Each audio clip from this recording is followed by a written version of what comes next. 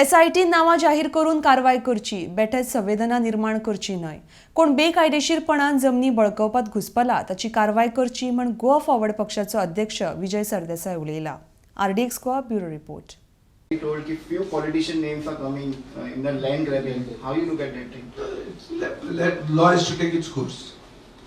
See, this is what I'm saying. Grabbing in whatever form is wrong and bad, has to be exposed.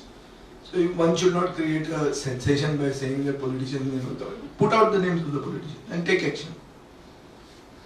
If names are coming and if they are involved in land grabbing, which is a serious offence, it completely destroys the investor confidence of people. Then police should disclose the names of the people. Don't create a sensation by saying politician name is coming and then there is speculation. Wo astalo kai, to astalo kai. कित्याक जाय? कोण आहा तेजें नांव सांग आनी action घे. ओगीच तांकां भितर घालून कोणा एकल्या आपल्याचेर कोंत्र आहा तेंची सगळ्यांची नांवां लावूं नाकात. अशें सगळें जाल्लें आहा. Law follows its course. You may try to do whatever. You can fool the people some of the time.